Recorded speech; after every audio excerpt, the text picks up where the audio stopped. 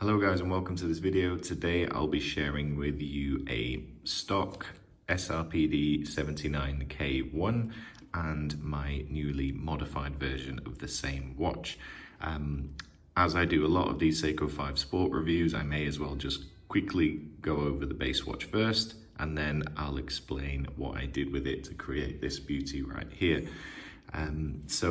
Just looking around the base watch. Now, I've been meaning to get my hands on one of these for some time already.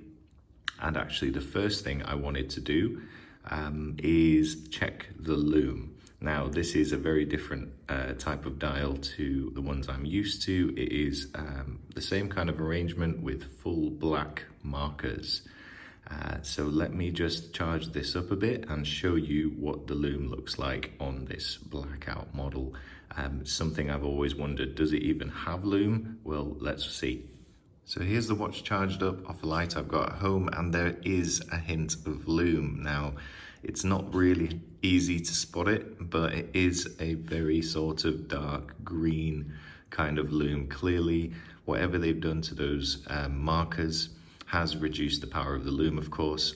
To be honest, I'm still quite pleased that there is Loom at all, but it's definitely this kind of dark military green effect that you get. It is more legible in the dark. I'm not going to show you because it's quite hard to film, but you'll have to trust me on that. So yes, there is Loom on these models, although it's not very strong.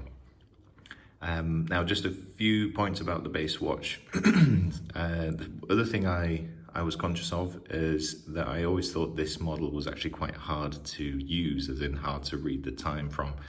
In this angle, it looks fairly clear, and one thing they've done, which I really quite like, is the standard hands. Let's zoom in on these. The standard hands have got this kind of vertical brushing, which actually looks different in different lights. Let's see if I can catch it. So there's the minute hand kind of reflecting, and then the hour hand was over here somewhere.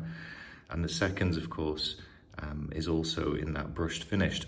So that essentially means that at any given point, at any given angle, you will get some reflection off those hands, which makes the time telling quite a lot easier. Having said that, this is a dive watch style. I wouldn't recommend using this for diving because you probably won't be able to tell much from it in the water.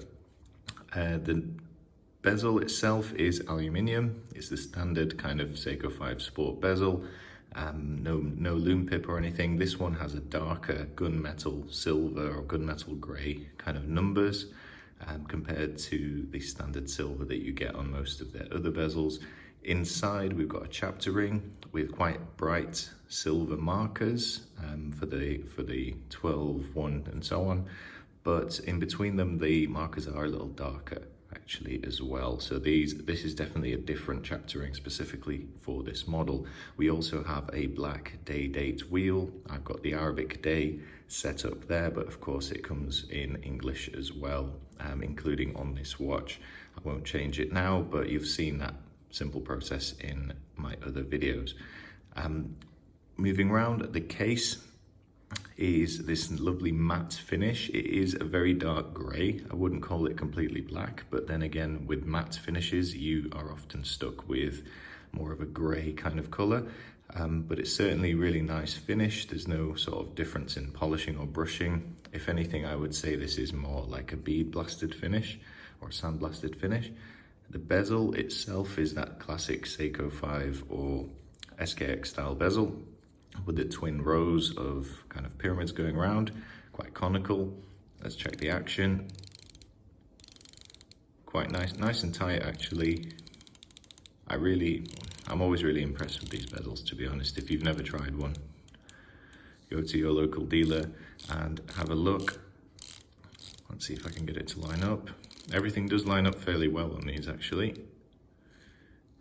This one's a little bit off, so obviously I will probably modify this one too, so I will definitely fix that. Hardlex crystal on the strap. This is a NATO strap, of course signed buckle, Seiko as well, everything matches. I believe this might be the only watch with this kind of hardware. Very thin metal, to be honest, not very inspiring there. The material itself, let's undo it so I can show you properly. The material itself is fine. It's very much basic NATO, though this does definitely feel like a NATO worth a few dollars. It's nothing special. It isn't very, well, it's comfortable as a fabric strap, but the material itself is a little bit scratchy. On the back of the watch, let's take it off this thing. On the back of the watch, you will have a bead blasted finish case back with, of course, the movement inside. Now, interestingly, the last few watches I've bought as base watches have had this made in China sticker.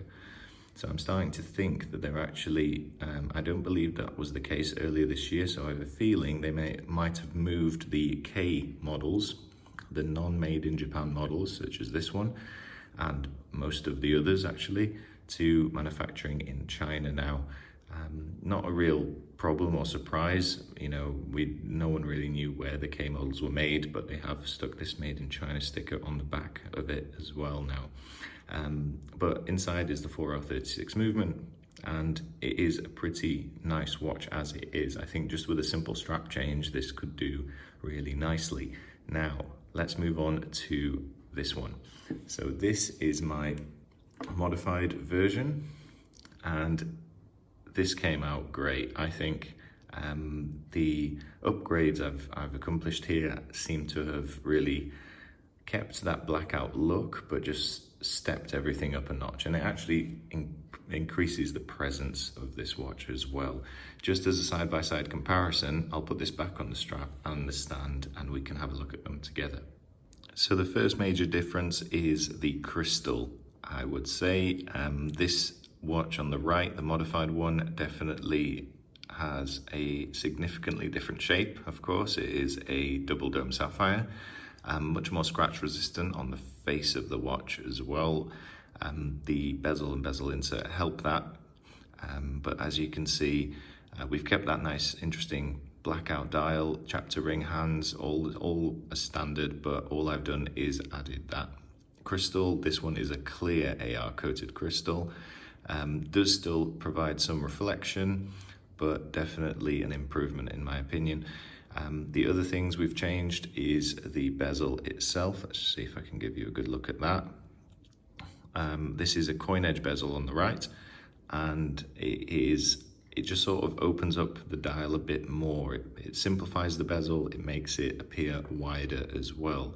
Now, if I hold the watches exactly next to each other, around here, you can sort of see that the overall size is very much the same, but the one on the right definitely has a lot more presence now. So one other thing with the bezel, I've done this with quite a few watches, and I have modified this to be a 60 click bezel. So it does still have a little bit more movement and a bit more play, but the action is just much nicer, and of course it lines up perfectly with the markers and the dial.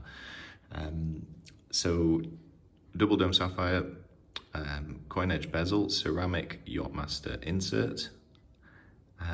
So this is from, all these parts actually are from NamokiMODS, and you could probably get all of them for, let's say, $40 per part. That's a pretty good example. So for $120 just for those three things, you've already got quite a nice upgrade yourself if you're able to do it, or you could get someone to mod it for you. Finally, the strap. Now, these have been incredibly popular. I've seen them all over Instagram, and this seems to be the go-to strap for these Seiko mods, especially the black case ones. And I think there's no denying it is a huge improvement over the standard NATO and even the Seiko rubber straps, just mainly because they fit so nicely up against the case. The crown and case are exactly the same. No changes there. I've kept the case back as well. I'll give you a wrist shot of this one in a minute. But there you go, guys, just a comparison. Watch has the same overall look, same color scheme, of course, but just a much more premium feel for not a huge amount of money. The total cost of this watch, if I was to sell it, which I will be posting it for sale on my Instagram at SeikoMODS Dubai, I can build this one for around $600 or so. There might be some extra shipping and so on if you're worldwide, if you're not in Dubai, but still, if you look at that kind of price range, are you going to get a sapphire crystal, ceramic bezel, quality rubber strap? You're going to struggle to find a watch that compares, especially in this style. So there you go. Let's have a look at it off the stand.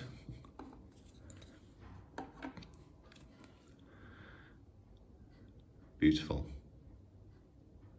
Really happy with this one. Not one that I wanted to do initially. Not really. I don't wear black watches so much, but I've seen them so often now online, and I really wanted to see what it felt like.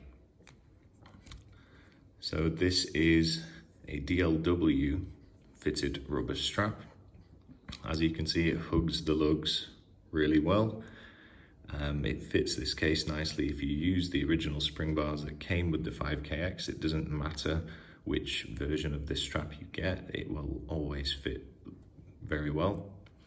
You've got a sort of a brushed finish black PVD buckle as well, which matches everything well, and it's very supple, it's very soft and comfortable, you know, and it's also already curved into a good shape, so you'll find that this just fits well straight out of the box. So there you go. Let's put it on my wrist and I'll do you a quick wrist shot. So here is on my 7 3/4 inch wrist. I'm a pretty big guy, I've got big wrists, but I can pull these watches off quite well. I would say generally they wear smaller than the 42.5 size suggests, mainly due to the lug to lug.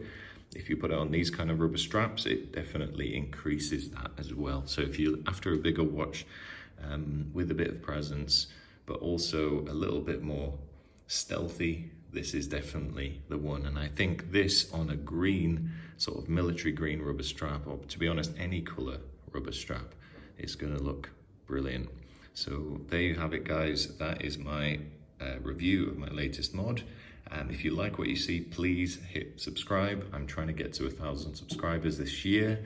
I know there's still time, and I'm gonna be sharing a lot more videos of new models and some of my own collection as well.